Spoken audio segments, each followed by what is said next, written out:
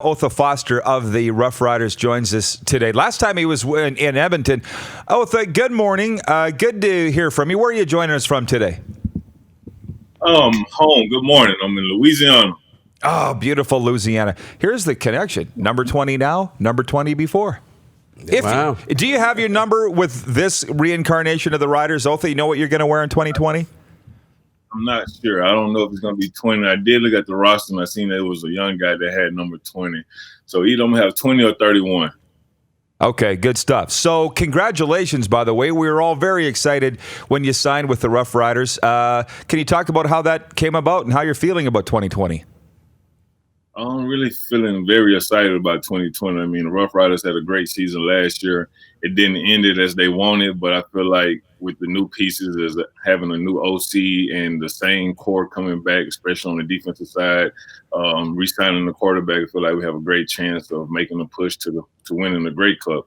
And how it came about, I mean, I was just sitting there and I had a funny feeling that I was going to get a call from some team. I didn't know exactly what team. About coming back and playing this year. And I stay in shape, so I was ready. I was excited when I got that call. What'd your mom say? She was excited. She's always excited. She's overexcited about everything. It don't take too much to get her excited. But she was, that's why I asked. She was happy about it. And, she asked me, did I really want to go back and play? And I said, sure. I mean, I feel like I can. I still got a lot of left in the tank. So it's a great situation, great environment, going back to a place where I know the guys, know the coaches, and know the scheme. I'm sure these guys got questions, but just one more from me. I'm interested in what maybe Jeremy O'Day told you or Craig Dickinson. Are they saying you're coming in here and you are our Sam linebacker, or are they saying you got to compete? I mean, how did that conversation go? I mean, we really didn't talk too much about that, but I'm definitely coming in to play Sam linebacker. Moncrief, he's gone to the NFL, who was a great player for them the last few years. I feel like he's going to do great things in the NFL. But, that's the position that I played since I've been here. And, with his departure, they probably felt like I was the best player available to play the position in their scheme.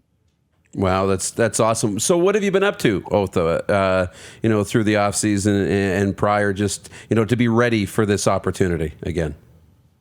Man, I just been trying to do business. I've been in my business, Divine Touch Care. I've been doing that. Also with that, I've been working out, spending the majority of the time with my daughter.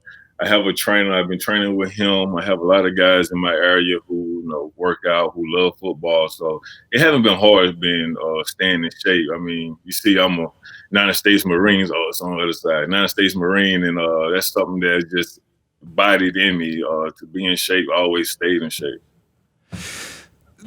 Paul in Manitoba writes in, he says, are the Riders doing the all-in again this year as they did in 2013? Now, you weren't around in 2013. Maybe I'll save that question, Paul, for Jim Hobson when he joins us here. But the fact of the matter is, Otha, if you've noticed, Saskatchewan's hosting the Grey Cup in 2020. So are you aware of the added pressure on the green and white at this time? I mean, definitely. I mean, whenever you had a season like they had last year, and you're so close, and then the next year, I mean, you're hosting the Grey Cup, and I mean, you make all the right moves in free agency. You feel like it's your year to win it, especially winning the last Grey Cup doing like the same situation as far as hosting the Grey Cup at your own place. So I feel like we definitely have a lot of pressure on us. Not too much, but I mean, it's sports. You always have pressure on you. Did you watch much of the Riders last year in 2019? Whenever I had a chance, I did, yeah. So did you see traces of the Chris Jones? How much traces of the Chris Jones defense did you see in what Jason Shivers was calling last year?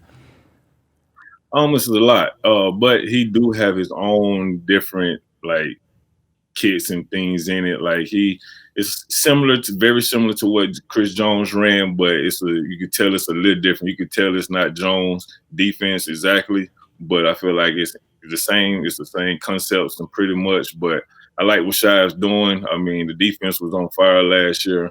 Like I knew they would be. I mean, they got a lot of great players on their defense. So I feel like Shive's doing a great job. Did a great job last year and will do even better job this year. you're seeing, well, you probably aren't seeing, but there's a lot of comments coming in, particularly from our friend Miranda Foster, who you know very well. She says, he's going to win another cup. Let's go, Otha. What's been the outpouring from the Rider Nation since you signed back with the Green and White? What's that been like? Oh, man, it's been great. I mean, shoot, it's like they love, the Rider fans love their Riders. And, man, coming back, I mean, I have nothing but positive vibes from all the fans and all the people who watched me play when I was here previously. So far, I mean, all the fan base has been great. All right. Well, count me in that. That's excited to have you back, Otha. I appreciate that, and we'll see you when you get back into town. Thank you, man. I appreciate it. I can't wait. You're watching Rod Pedersen On Demand. For more of The Rod Pedersen Show, visit rodpedersen.com or follow Rod Pedersen on social media.